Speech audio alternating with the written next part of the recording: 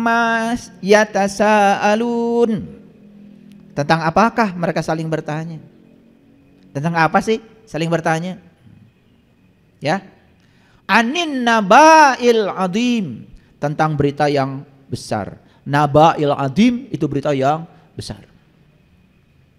Bisa ditebak nggak berita paling besar di semesta ini tentang apa? Gempa? Tsunami? Krisis moneter?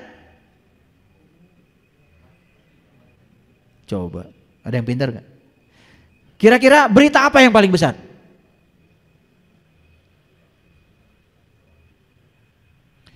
Bingung kalian tuh ya? Ya, berita yang paling besar adalah berita tentang Dia yang maha besar, itu aja. Pusing. Apa sih yang lebih besar dari Dia? Apa sih yang lebih besar dari Allah?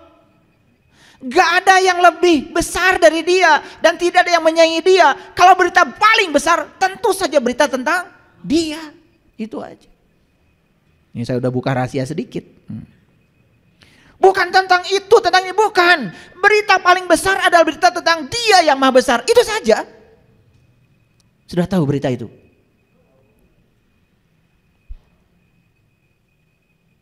Karena Dia sudah berfirman dalam hadis qudsi, kuntu kanzan mahfian wa ahbabtu an urifa fa khalaqtu khalqan.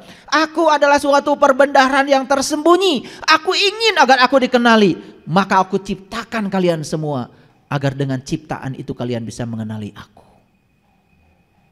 Jadi berita yang paling besar itu adalah berita tentang Dia yang maha besar. Apa beritanya? Karena Dia itu menciptakan alam semesta ini cuma satu tujuan, hanya ingin dikenal. Wa ahbabtu an urifa, aku rindu untuk dikenal.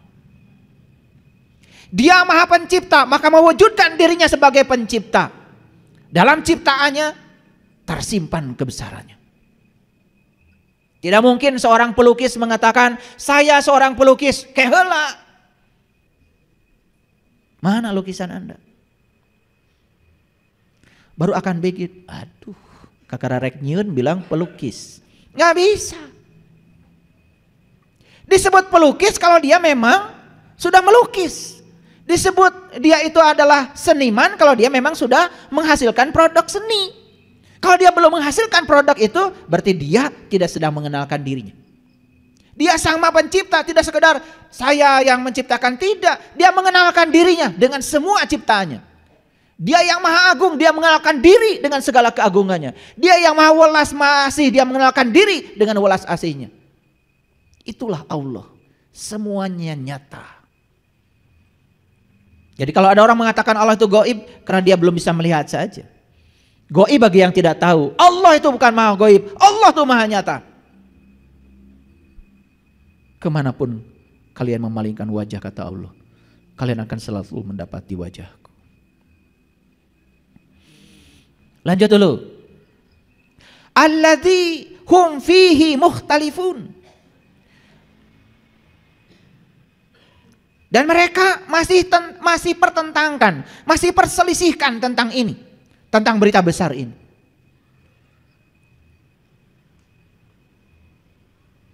Kalla saya'lamun. Tidak. Kelak mereka akan tahu. Siapa yang akan tahu itu? Summa kalla saya'lamun. Tidak. Kelak mereka akan tahu. Saya kasih tahu. Siapapun orang yang sudah tahu berita besar ini, dan sudah tahu berita besar ini ada dalam dirinya, Allah berfirman dalam Al-Quran, sanurihim ayatina fil afaq wa fi anfusihim hatta yatabayyana lahum annahul haq. Aku bentangkan kebesaranku di segala ufuk, dan yang paling penting aku bentangkan kebesaranku pada dirimu sendiri.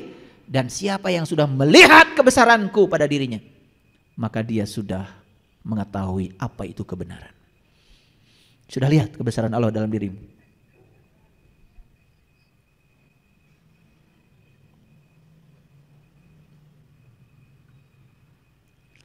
Alam naj'al lil ardo mihada. Bukankah kami telah menjadikan bumi itu sebagai hamparan? Wal jibala autada, dan gunung-gunung sebagai pasak. Kalau kita berbicara bumi, pasti langsung tertuju pikiran kita ke bumi. Kalau berbicara gunung, selalu pikiran kita tertuju kepada gunung. Gunung Galunggung, Gunung Merapi. Subhanallah. Kata gunung di Quran itu kata yang sangat spesial. Ketika Nabi Musa minta melihat Tuhan, ya Tuhanku, nampakkanlah diri Engkau kepadaku agar aku dapat melihatmu. Itu di Quran surat Al-A'raf ayat 143. Apa kata Tuhan? Kamu tidak akan sanggup melihatku Musa. Tapi lihatlah ke gunung ini. Disuruh melihat gunung malah. Ketika gunung itu masih berada di tempatnya, niscaya kamu dapat melihatku. Lalu Allah berfirman, falamma tajalla rabbuhu lil jabal, ketika Tuhan bertajali di gunungnya Musa. Saat itu Musa mengalami fana. Yang terdekat dengan dirinya saja tidak ingat. Bahkan dia pingsan. Dan mengatakan, qala subhanaka tubtu ilaika wa ana awwalul mu'minin. Jadi itu pengalaman Musa saat minta melihat Tuhan. Dan kemudian Tuhan bertajali di gunung. Apa kalau gitu gunung? Gunung bukan itu. Gunung adalah kesadaran puncak yang ada pada diri manusia. Gunung adalah sidrah al-muntahanya manusia. Itu berita besar. Ini berita besar. Kalau kita sudah bisa menyaksikan tajalinya Allah di puncak kesadaranmu, baru akan bisa melihat tak terbatasnya hamparan dalam dirimu. Ternyata tubuh ini bukan sesuatu yang terbatas, tapi tubuh ini sesuatu yang tanpa batas. Ternyata yang ada dalam tubuh kita bukan sesuatu yang terbatas, tapi sesuatu yang tanpa batas. Baru ucapan Allahu Akbar itu menjadi bermakna dan ada rasanya. Wa khalaqnakum azwaja, dan kami jadikan kamu berpasangan. Selama ini ketika kita mendengarkan kata pasangan di Quran, selalu aja suami istri. Suami istri itu pilihan. Pasangan itu jasmani dan ruhani. Adam dan Hawa. Karena kita itu datang ke dunia sudah berpasangan, ada jasmaninya, ada ruhaninya. Ini pasangan sudah sempurna. Separuh jiwaku ada padamu. Makanya hati-hati. Jadi aja kamu hidupnya separuh jiwa. Lah iya, setengahnya ada pada orang lain.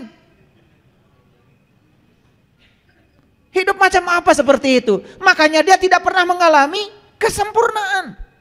Tidak bisa menerima dirinya apa adanya. Bahagia pun harus bergantung pada orang lain.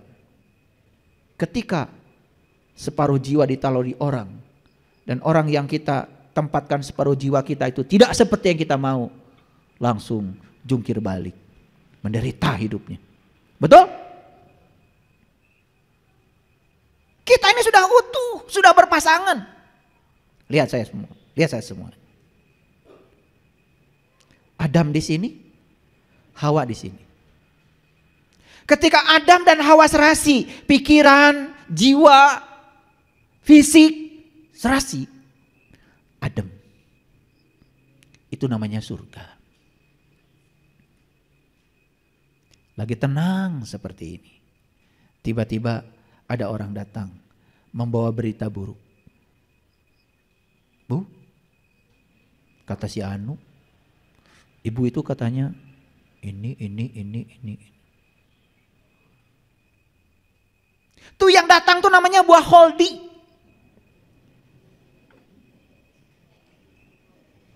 Begitu datang itu berita, langsung ditangkap oleh pikiran. Dek.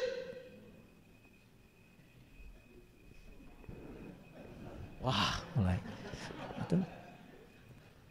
Jadi yang tadinya Adam dan Hawa sedang di surga, sedang menikmati keserasian, kedamaian itu, saat itu dia menelan buah holdi itu, langsung dia terusir dari surga, masuk ke dalam kemarahan, kebencian, itulah neraka. Ngartos ya teh? Quran itu kontekstual, konseptual, bukan cerita sejarah masa lalu. Quran itu terjadi di sini, saat ini, sekarang. Dan kita mengalami setiap saat. Betul apa tidak? Sering di mana kalian tuh? Di surga apa di neraka? Sebenarnya saya malas nanya gini. Kan dari wajahnya udah kelihatan gosong semua kan. Ini supaya kelihatan ada dialog aja. Formalitas, biar kelihatan ada dialog. Sebenarnya males saya nanya, karena sebenarnya nggak nanya juga saya udah tahu. Kan dikit-dikit marah, dikit-dikit benci, dikit-dikit tidak bisa menerima kenyataan. Betul? Ketika orang lain tidak sama dengan pikiran Anda justifikasi orang lain itu salah. Bahkan dengan mudahnya menyesatkan orang lain. Ingat di Quran Allah mengatakan, Inna robbaka wa alamu biman dola an sabilihi wa huwa alamu bil muhtadin. Hanya Allah yang tahu siapa yang tersesat di jalannya dan siapa yang mendapatkan petunjuk. Tidak ada satu manusia pun berhak memberikan penilaian pada manusia yang lain. Kalau kita pedomannya Quran, yuk pedomani Quran. Karena Quran mengatakan inna robbaka huwa alamu biman dola an sabilihi wa huwa alamu bil muhtadin. Hanya Dia Allah yang tahu siapa yang tersesat di jalannya, siapa yang mendapatkan petunjuk. Dan Allah ketika kita tersesat, ditariknya oleh Allah, dikasih berbagai macam pesan. Betul nggak? Hidupmu menderita terus karena ada yang salah dengan hidupmu. Tuh, tubuh fisikmu sakit terus karena ada yang salah dengan cara hidupmu. Tuh, kamu konflik terus dengan orang lain, ada yang salah dengan cara hidupmu. Jadi Allah itu tidak pernah menghukum, tetapi Dia hanya mengingatkan kita supaya kita kembali ke jalannya. Itu yang dilakukan Allah. Dan kenapa kita menderita terus-menerus? Satu, karena kita tidak bisa menangkap pesan Allah kepada kita. Begitu banyak peristiwa yang terjadi tapi kita tidak bisa menangkap pesan itu. Paham sekarang? Sudah berpasangan kita? Sudah sempurna kita? Ya sudah, kalau sudah sempurna, sudah berpasangan, ya sudah. Bahagia tentukan oleh kamu, jangan ditaruh di orang. Mau bahagia aja ayo pakai Kalau kamu baik sama saya bahagia. Loh, mulai. Apa dapat dijamin orang baik terus pada kamu? Berarti kalau orang tidak baik kamu tidak bahagia gitu? Ya Allah, bahagia macam apa yang kayak gitu? Itu bukan bahagia, itu senang. Karena kamu mendapatkan yang kamu mau, itu senang. Bahagia itu tidak bergantung mendapat atau tidak mendapat. Itu keputusanmu sendiri. Saya tetap saja tenang dan damai apapun yang orang lakukan pada saya. Saya tidak akan pernah mengizinkan apapun meruntuhkan kedamaian saya sendiri. Terlarang bagi saya menelan buah holdi. Cerita buah holdi aja dari dulu gak ngerti-ngerti. Betul gak? Jadi menelan buah holdi betul-betul menelan buah. Bukan. Yang paling berbahaya itu bukan mulut ini. Nih mulut ini. Telan olehmu semua pun berita dari luar lewat sini. Langsung kalian akan sengsara. Betul apa tidak? Masa gak ngerti-ngerti selama ini? Segitu banyak pengalaman menderita. Anteng aja di situ. Iya. Duit nggak punya, penyakit banyak. Betul nggak? Iya. Mau ngaji aja ke sini nggak punya ongkos. Apa bukan penderitaan itu? Betul nggak? Tetapi itu bukan Allah sedang menderitakan kita. Tidak. Allah hanya mengingatkan kita. Ada yang salah dengan cara berpikirmu. Ada yang salah dengan cara hidupmu. Segera perbaiki. Jadi cara Allah berkomunikasi dengan kita ya seperti itu. Paham sampai sini? Oke, lanjut dulu. Wa ja'alna naumakum subhata. Dan kami jadikan tidurmu istirahat. Tidur yang mana ini? Tidur yang mana? Hati-hati. Bukan tidur yang itu yang ngorok. Kalian tidur itu masih mikir. Mimpi yang buruk-buruk. Mungkin dikejar anjing gelo. Tidur macam apa kayak gitu? Nggak istirahat. Betul nggak? Makanya bangun tidur badan pegel-pegel, kepala pusing, nggak istirahat. Jalan-jalan. Kemana kita tidur jalan-jalannya? Ke tempat yang sesuai dengan frekuensi jiwa kita. Ini saya kasih tahu ya. Kalau hari ini kita masih tidurnya yang buruk-buruk, mimpi yang buruk-buruk, itu sudah jelas isyaratnya bahwa jiwa kita masih sefrekuensi dengan yang buruk-buruk itu. Saya kan sudah tahajud, saya sudah duha, saya sudah baca Quran tiap hari, gak peduli. Itu artinya aktivitas yang kita lakukan itu tidak membuat kita tambah suci. Berarti ada yang harus diperbaiki. Gampang kok. Nanti saya bikin episode khusus deh tentang tidur. Banyak yang gak ngerti tidur itu apa. Jadi kemana kita saat tidur? Kita akan memasuki alam yang sefrekuensi dengan kualitas dari jiwa kita.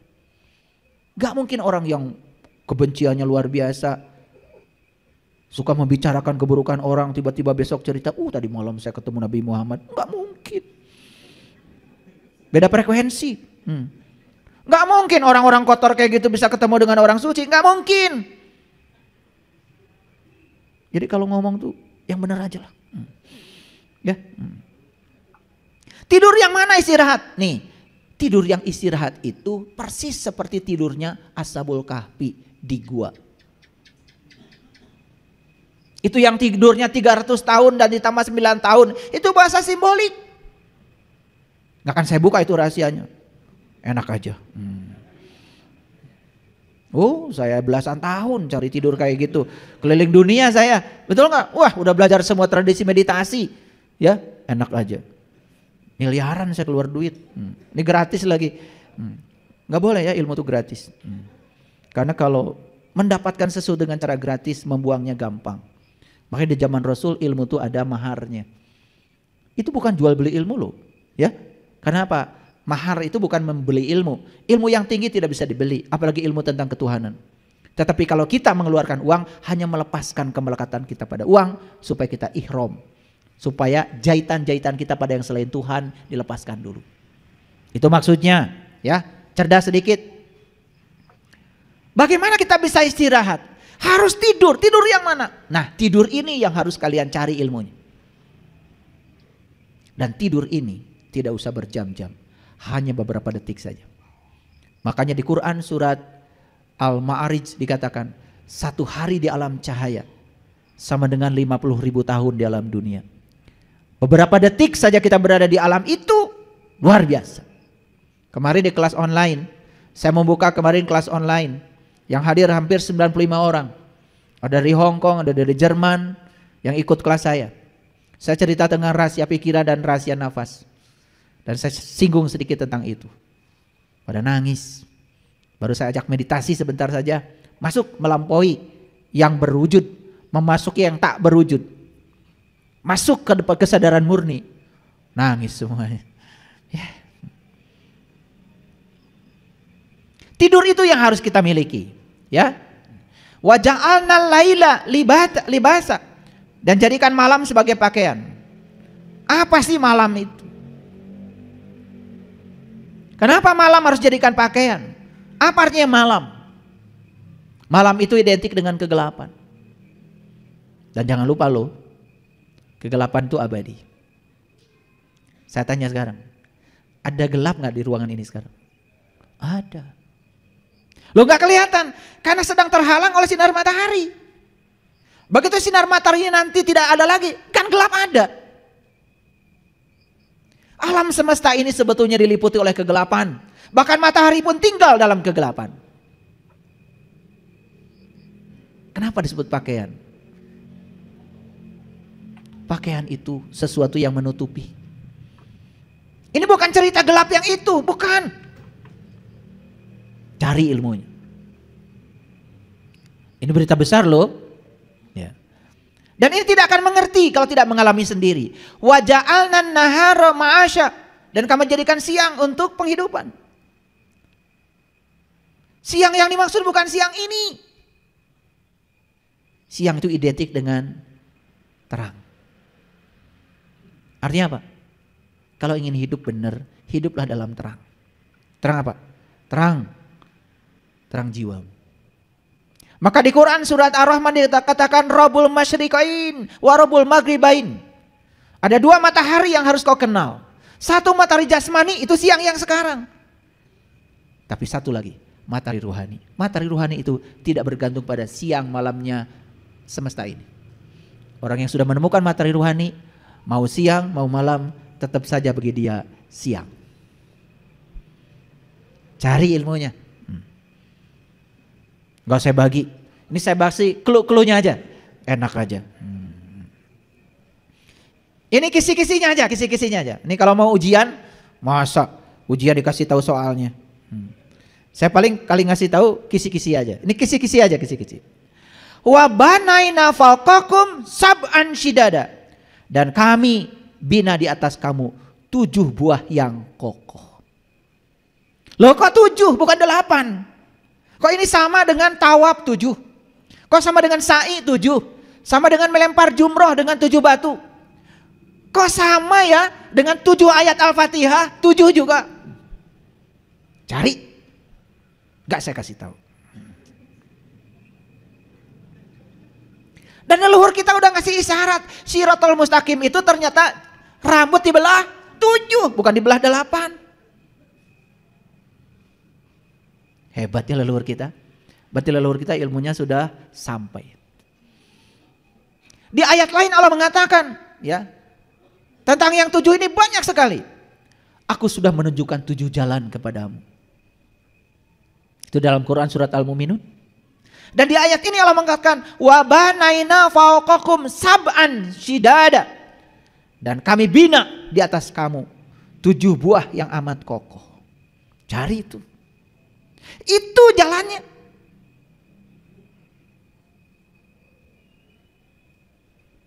Itu yang disebutkan Shiratal Mustaqim. Tahu Shiratal Mustaqim?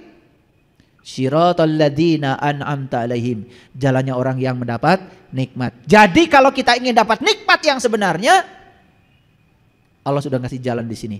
Wa banaina fawqakum sab'an shidada. Keren banget ya. Ketika kalian sudah bisa menapaki perjalanan ke dalam diri, apa yang terjadi? Wa ja'alna sirajau wahaja. Dan kami jadikan pelita yang amat terang. Kalau sudah ketemu pelitanya. Allahu nurus samawati wal ardh. Masalu nurihi kamishkatin fiha misbah. Al misbahu fi jujaja. Al-jujajatu ka'annaha kaukab. Allah adalah cahaya langit dan bumi. Perumpamaan cahayanya seperti yang bisa kau saksikan dalam mishkat, relung cahaya yang ada dalam dirimu. Di dalamnya ada pelita besar, pelita itu dalam kaca, kaca laksana bintang yang berkilauan seperti mutiara. Itulah yang disebut dengan nur ala nur, cahaya di atas cahaya. Yahdillahu li nurihi may yasha, dan Allah akan menunjukkan pada cahayanya siapa saja yang dikehendakinya. Mau dikehendaki oleh Allah? Mau dikehendaki oleh Allah? Tahu caranya. Punya kehendak. Allah itu hanya menghendaki mereka yang punya kehendak. Karena kudrat dan iradatnya Allah sudah ditiupkan dalam ruhmu, dalam ruhku, yang Allah tiupkan ke dalam diri kita. Jadi saat tubuh ini sudah sempurna, Allah tiupkan ruhku. Saat ruhku ditiupkan, kudrat dan iradatnya Allah dititipkan sebagian kepada kita. Makanya kita boleh berkehendak. Ketika kehendak kita dikehendaki oleh Allah, timbullah pertemuan 2 kehendak. Sama seperti sekarang. Saya ada kehendak mengajar, Bapak Ibu ada kehendak belajar. Terjadilah proses belajar, mengajar. Hilang aja salah satu kehendak. Bisa terjadi ini? Gak bisa. Kalau saya gak mau ngajar, gak ada kajian ini hari ini. Betul? Jadi Allah tuh menghendaki bukan semena-mena. Allah menghendaki mereka yang punya kehendak. Apa artinya? Allah ingin semua dimulai dari dirimu sendiri. Kembali lagi pada judul kita. Telur pecah dari dalam jadi kehidupan. Tapi telur pecah dari luar jadi dadar telur. Silahkan. Mau jadi kehidupan atau dadar telur? Pilih. Pecah harus dari dalam. Oke? Oke. Udah mulai ya? Judulnya udah mulai tersambung ya? Oke. Ketika kita sudah bisa menemukan yang 7 kata Quran ini, berita besar ini, maka kamu akan melihat pelita yang amat terang. Wa ja'alna sirajau wahaja. Kalau sudah ketemu pelita yang terang, maka hidupmu tidak akan gelap gulita lagi. Wa anzalna minal mu'syirati ma'an sajjaja. Dan kami turunkan dari awan air yang tercurah. Lihat saya semuanya sekarang. Air tadi ada berapa? 2. 1 air jasmani. Untuk kehidupan jasmani. Tapi ada satu air lagi yang namanya air ruhani. Itu untuk kehidupan ruhani. Tubuh yang berasal dari tanah butuh air yang jasmani. Tetapi jiwa kita yang terbuat dari cahaya, nur ala nur, makanannya bukan air itu. Jiwa kita adalah cahaya, makanannya adalah cahaya. Makanya di doa mandi yang saya bacakan tadi, ana sukma mangan cahya, ana cahya mangan sukma, sarining bumi sarining buana, ya Allah kang melek sakjike. Orang yang sudah di level itu melek selamanya, itu namanya eling lan waspodo. Itu yang disebut dengan mawas diri. Gak akan terjatuh kalau sudah di situ. Gak akan. Bisnis berhasil biasa. Bisnis gagal biasa.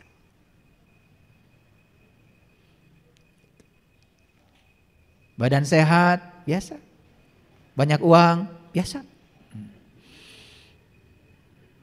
Gitu. Paham ya? Nah, jadi sudah biasa aja di segala situasi. Udah tenang. Itu yang disebut dengan sudah mencapai ketenangan jiwa. Itu yang dipanggil oleh Allah. Ya ayyatuhan nafsul mutmainah. Itu nafs yang sudah mutmainah, yang sudah damai. Gitu. Jadi kami turunkan dari awan air yang tercurah. Tentu saja. Awan itu apa? Tahu awan? Tahu awan? Apa kalau tahu? Awan itu cuma dua. Ada yang putih, ada yang hitam. Betul? Jadi orang yang sudah sampai di kesadaran ini, mau putih, mau hitam, mau dikehendaki atau tidak dikehendaki, selalu tercurah hikmah bagi dirinya. Gitu. Bisnisnya sukses, hikmah. Bisnisnya gagal, hikmah. Orang baik, hikmah. Orang jelek, hikmah. Itu namanya semua awan bagi dia sudah menjadi curahan hikmah. Wah, tubuh subur.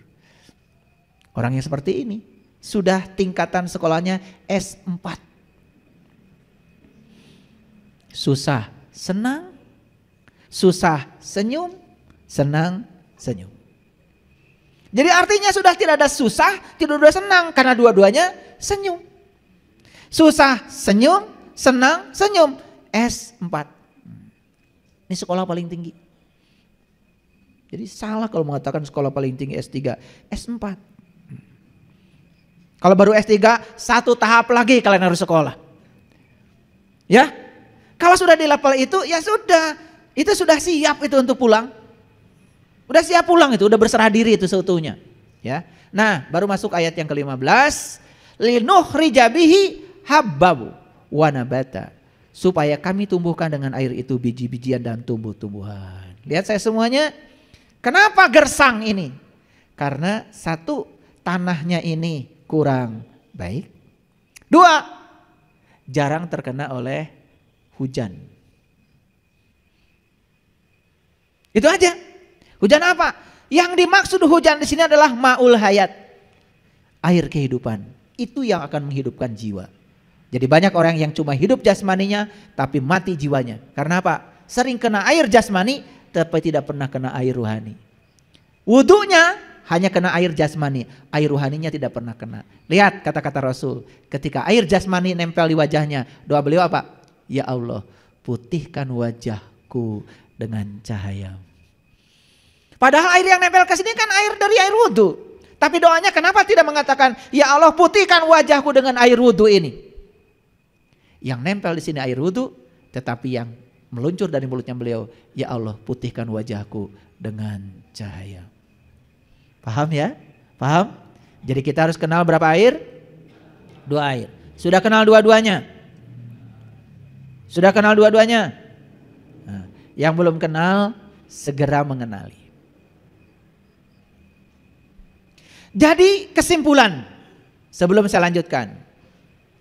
Pecah dari dalam jadilah kehidupan. Pecah dari luar jadilah kematian. Yuk, jujur selama ini kita beragama Dari dalam atau dari luar? Dari luar. Betul? Jujur ya. Selama ini yang menggerakkan kita sholat apa? Ingin pahala, takut siksa. Luar apa dalam? Luar. Betul? Kalian tuh gak mau sholat karena tidak merasakan enaknya sholat, tapi malu sama tetangga. Luar ke dalam, dalam keluar. Malu sama tetangga? Berarti dari luar. Sebetulnya males Jumatan. Cuman teman-teman udah bawa sajadah di kantor. Betul? Akhirnya malas-malas pun paling belakang lagi. Padahal di sini dongol. Nyampe di masjid, imamnya, khotibnya, ceramahnya panjang, tambah kesel. Begitu sholat, bacaannya panjang. Surat Al-Baqarah. Tambah kesel. Jadi kita jadi menyiksa diri sendiri. Kenapa? Karena sebetulnya yang menggerakkan kita adalah faktor eksternal, bukan internal. Mohon maaf saya bicara begini. Saya pernah berada di situasi itu. Jadi pengalaman. Makanya saya jadinya gak mau sekarang membodohi diri saya sendiri. Saya ingin Jumatan ya dari dalam saya. Saya ingin sholat dari dalam saya. Saya ingin tahajud dari dalam saya. Sekarang semuanya sudah dari dalam. Maka tumbuh suburlah semua biji-bijian yang ada di sini. Paham? Oke. Jadi biji-bijian kalian sekarang tumbuh subur atau merana? Kenapa? Salah jalan. Harusnya dari dalam keluar, ini dari luar ke dalam. Ngerti ya judul ini? Nah, ini saya kalau bikin judul itu ada maksudnya, ada maksudnya. Makanya kajian-kajian saya judulnya beda. Karena saya tidak mau sama. Ya. Gak akan di kajian saya meningkatkan iman dan takwa. Nggak ada judul itu. Tetapi dengan saya bahas ini, meningkat gak iman? Meningkat gak takwa? Iya. Jadi kalau ingin meningkatkan iman dan takwa, kira-kira dari luar ke dalam atau dari dalam keluar? Di dalam. Kalau gitu Nabi Muhammad sholatnya mi'raj dulu, sholat dulu. Ketemu dulu, nyembah dulu. Nah, dari dalam keluar atau dari luar ke dalam? Dalam keluar. Kalian? Umatnya siapa? Maaf ya, maaf. Kadang-kadang kita ini ngaku-ngaku umatnya, tetapi kita tidak mengikuti jalannya. Harusnya kita ikutin dong jalannya beliau. Betul nggak? Itu. Makanya kata Nabi kan, sholatlah kalian sebagaimana kau lihat aku sholat. Apakah sholat kita sudah seperti sholatnya Nabi? Lahirnya saja sudah kacau. Takbirnya kemana? Rukunya kemana? Apalagi batinnya. Betul apa tidak? Nah, yuk perbaiki lahir batinnya. Kalau sudah sampai di level itu, nikmat. Nah, sekarang masuk pada renungan. Orang bijaksana mengubah pikirannya, tapi orang bodoh tidak. Kira-kira kita termasuk bijaksana atau bodoh? Belum ngerti ya? Oke, kalau belum mengerti gini. Ada orang pinjam uang sama kita 3 hari, janji belum mengembalikan. Ya? Mana yang kita lakukan? Mengubah pikiran atau memaksa orang supaya dia bayar? Ini udah mulai tidak jujur ini. Udah mulai tidak jujur. Tapi kerasa ke saya langsung nih. Jawab yang benar, yang jujur. Mengubah pikiran atau memaksa orang? Bijaksana apa bodoh? Nah, itu harus pakai contoh. Kalau orang bijaksana mengubah pikirannya. Pikirannya gini, pasti nanti juga kalau dia udah punya duit pasti dikembalikan dong. Gitu. Yang diubah pikiran dia, bukan memaksa orang. Enak gak mengubah pikiran? Enak. Udahlah, saya doakan saja. Semoga dia banyak rezekinya. Saldonya nambah, utang sama saya selesai. Kalaupun enggak bisa bayar, ya enggak seberapa. Kan duit saya dari Allah lebih banyak daripada ini pinjam sama dia. Coba. Mengubah pikiran itu adem. Ini namanya memecahkan telur dari dalam. Nah kalau tidak dikasih contoh kayak gini kan kalian bingung ya. Belum ngerti ya. Bukan belum jujur, belum ngerti. Nah sekarang ditanya lagi. Jadi kalau ada orang pinjam uang, kemudian dia 3 hari belum bayar, perjanjiannya 3 hari, mengubah pikiran atau memaksa orang harus bayar sambil marah-marah? Jujur. Sudah mulai ya, tambah tidak jujur. Ya setelah ini begitu kan? Setelah ini, kemarin-kemarin? Wah. Sudah keluar kata-kata umpatan, betul? Luar biasa. Saya pernah, ini pengalaman ya. Saya pernah punya utang 40 juta. Kemudian harus bayar 570 juta.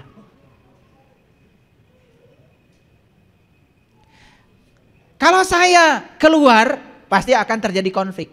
Tapi saya subah pikiran saya. Pikiran saya begini, stop ya utangnya, saya bikin pengakuan utang. Saya bikin pengakuan utang, saya tanda tangan. Stop ya, jangan jalan lagi segini. Doakan saya ya, punya kemampuan membayarnya. Saya ubah pikiran saya. Ini gak main-main nih, Allah ngasih tantangan sama saya. Dan pasti Allah itu ngasih caranya sama saya. Begitu saya bilang, Engkau yang akan ngasih caranya ya Allah. Saya tidak melihat saldo saya hari ini, tapi saya melihat saldo di rekening Allah yang luar biasa tanpa batas. Hanya dalam waktu sekejap saya punya uang sebesar itu. Saya kresekin, saya kasih. Jadi mengubah pikiran itu selalu keren. Kira-kira kalau seperti saya 40 jadi 570 siap? Lah kalian menyangka saya ceramah begini itu ngasih nasihat orang? Tidak. Saya tidak berkepentingan ngasih nasihat sama kalian semua, tapi saya berkepentingan memberikan pengalaman pribadi saya. Dan semua yang saya omongkan, yang saya katakan di sini itu pengalaman. Karena saya tidak berhak membicarakan sesuatu yang saya tidak pernah mengalaminya. Jadi sudah dilampaui itu semua. Dan ini butir-butir mutiara yang saya bagikan. Oke, sekarang mengerti? Kira-kira kemarin kita orang bijaksana atau orang bodoh? Kalau besok kalian masih begitu, berarti simpulkan sendiri. Ya. Bila ingin terbang, tinggalkan semua yang membebani.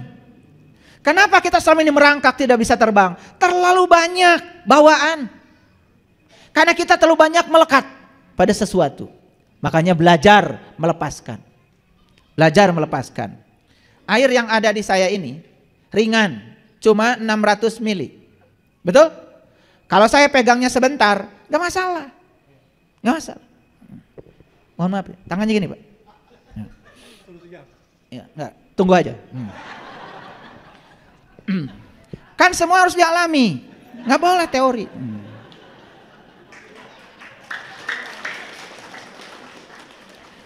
Para hadirin, perubahan itu menyakitkan. Tapi tidak ada yang lebih menyakitkan daripada bertahan pada tempat yang bukan milik kita. Lihat saya semuanya. Perubahan itu menyakitkan, tetapi tidak ada yang lebih menyakitkan daripada bertahan pada tempat yang bukan milik kita. Kita ini selama ini sering tinggal di tempat yang bukan tempat kita. Pura-pura baik, pura-pura menyenangkan, pura-pura soleh, pura-pura hebat, padahal semuanya sedang menipu diri kita sendiri. Daripada kita tinggal di tempat yang bukan milik kita, yuk kita sekarang pindah ke tempat kita sendiri. Artinya apa? Jadi diri sendiri. Pegal Pak? Oke, kasih ya Pak. Oke, tepuk tangan dulu. Jadi apa masalah kita? Masalah kita bukan air segede ini. Kelamaan pegang. Jadi sebetulnya kita ini selama ini ya menganggap masalah itu adalah objeknya. Padahal air ini dipegang sebentar nggak masalah. Tapi tadi dipegang agak lama, pegal Pak. Jadi sebetulnya yang menimbulkan pegal itu berat air ini atau lamanya pegang air? Kelamaan. Jadi sebetulnya yang kalian membuat bermasalah dalam hidup itu kelamaan megangnya. Lah iya, orang yang menyakiti kita, dia aja udah lupa sama kita masih ingat sama dia, kelamaan. Betul apa tidak? Lah iya, kelamaan. Ini wajahnya kayak gini kalau kelamaan, pucat. Nah, kita selama ini tidak tinggal di tempat kita. Selama ini kita tinggal di tempat yang bukan milik kita. Maaf ya, berpura-pura. Sepanjang kita beragama berpura-pura, padahal kita sebenarnya tidak menikmatinya, sepanjang itu tidak akan pernah mengubah kesadaran kita. Makanya saya mengajak, yuk mulai beragama seperti yang diajarkan para nabi, para rasul. Mulai dari dalam. Makanya Nabi Muhammad bilang, awwaluddin ma'rifatullah. Awalnya agama adalah mengenal Allah. Mereka yang tidak bisa mengubah cara pikir, tak akan bisa mengubah apapun. Yang tidak bisa mengubah cara berpikirnya, dia tidak bisa mengubah apapun. Tadi sudah saya kasih contoh mengubah cara pikir. Tadi contoh sederhana kan? Contoh sederhana. Ya, saya hilang mobil, dipinjam tetangga. Mobil baru loh, sebulan setengah. Sampai sekarang nggak balik. Alhamdulillah, alhamdulillah. Saya alhamdulillah. Kenapa? Waktu itu kejadiannya begini. Saya tuh kalau jalan-jalan ke mall sama istri saya, anak saya, waktu nggak punya mobil, anteng. Tapi begitu punya mobil, sebentar-sebentar ke parkiran. Sebentar-sebentar ke parkiran. Istri saya bilang, ya setelah punya mobil ayah jadi susah katanya. Alhamdulillah itu mobil saya dipinjam tetangga hilang. Sampai sekarang. Tetapi kesusahan saya yang itu sudah tidak ada lagi. Jadi saya tahu cara Allah membebaskan kemelekatan saya pada mobil saja. Saya harus kehilangan mobilnya. Jadi untuk perubahan itu mahal. Sekarang saya punya mobil dipakai siapapun, dipakai anak saya, dipakai siapa. Anak saya bilang, ya mobil kejedot. Gak apa-apa, kan dipakai. Jadi pikiran yang diubah semuanya jadi anteng. Betul gak? Ya namanya mobil dipakai.